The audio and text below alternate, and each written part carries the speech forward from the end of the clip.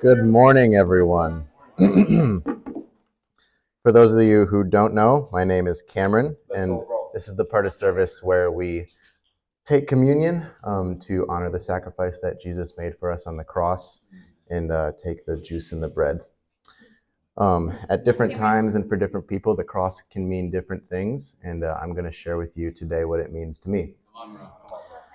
Let's all turn to Proverbs chapter 19, starting in verse 21. We're with you, bro. I love you, Cam.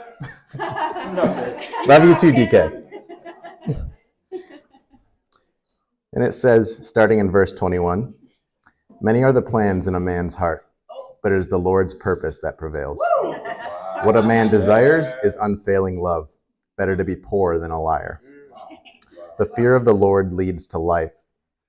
Then one rests content, untouched by trouble."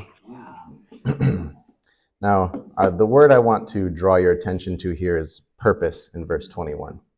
Keep it in your mind as we go forward.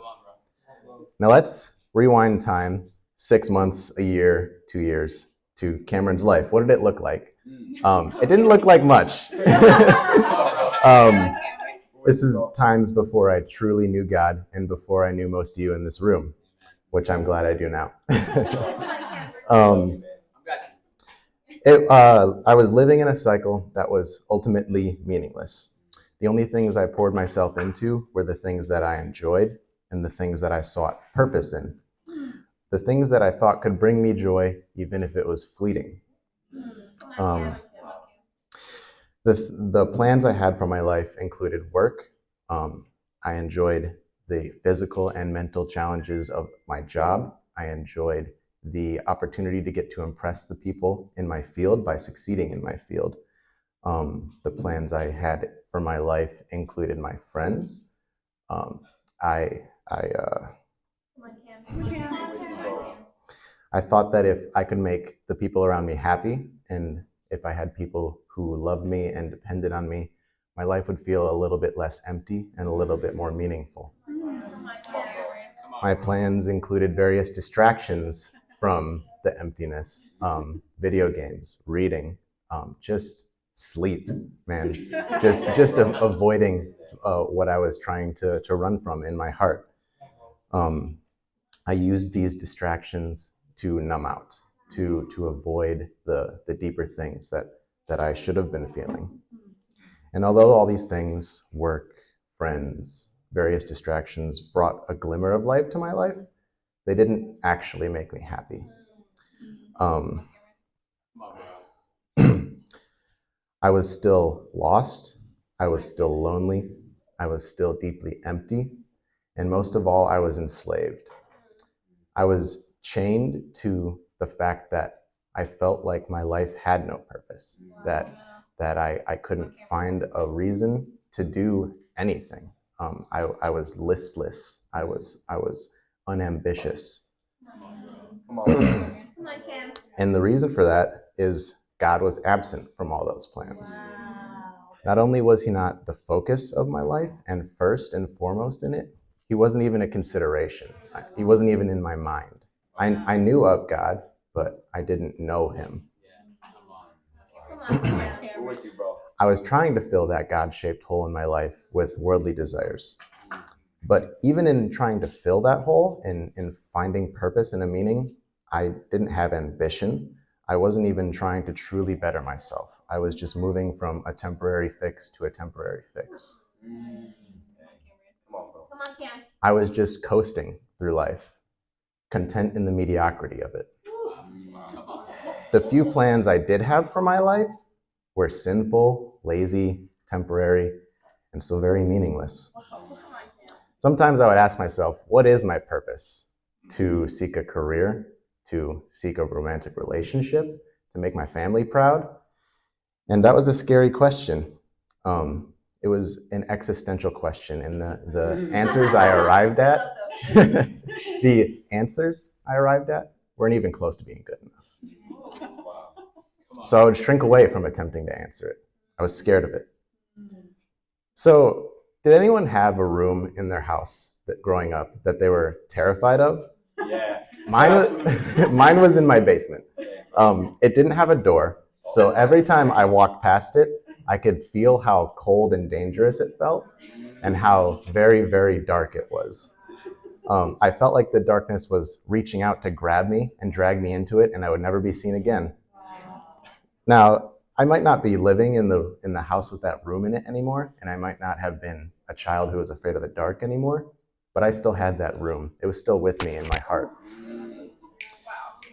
Come on, bro. That room held every emotion and thought I didn't want to confront. It held every feeling I didn't want to feel.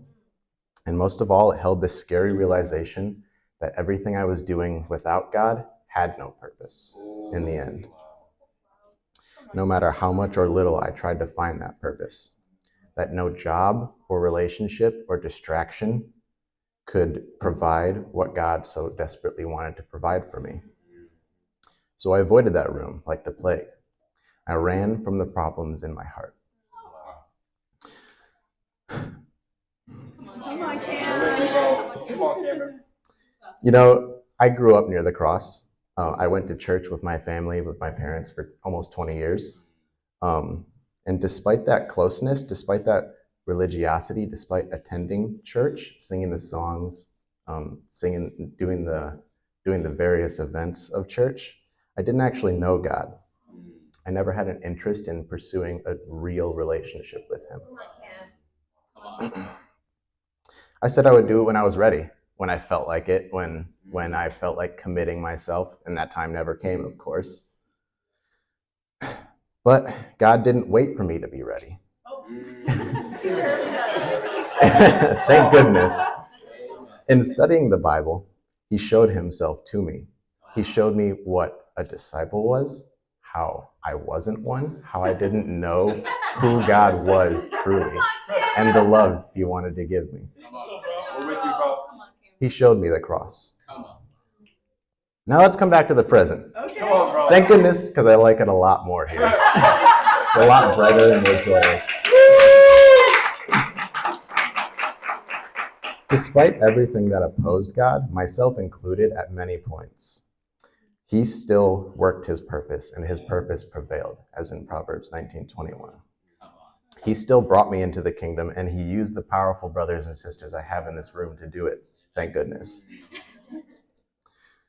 He showed me that that room wasn't as scary as I thought. Not with my God protecting me, guiding me, and shaping me. Come on, bro. I learned that living with and for God gives me a meaning, and it gives me a purpose that I didn't even know that I could have. He flipped the lights on, and the shadows fled from him. I realized I was letting a lie lead me and dominate me. I realized that I do have meaning, that if God is with me, I am capable of living a life that has a purpose.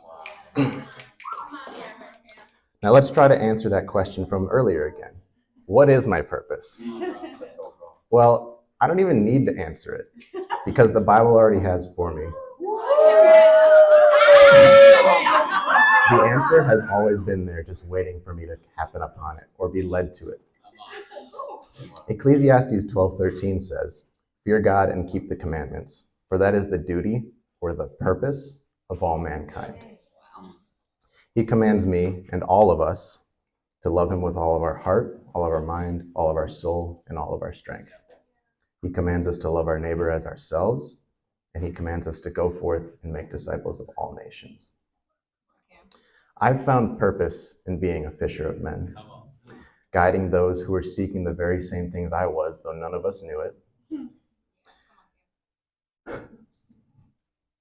Working in the kingdom is the most fulfilling thing I've ever been a part of. I've found purpose in my newfound family, in helping those around me in their walk with God, loving and being loved by them. I've never had friendships so deep as those in the kingdom, and I've only known most of you half a year or less.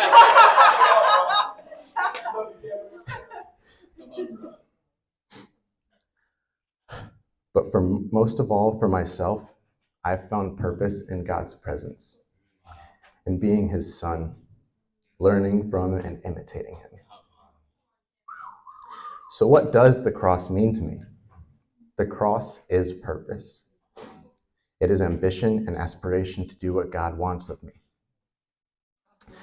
I desire to live as a man after Jesus' heart. The cross destroys the lie that my life has no meaning. It gives me a hope and a future, and it is a God who will never stop loving me despite my sins and failings. And it is a God who will never stop seeing me for what I can be if only I am willing to let him change me.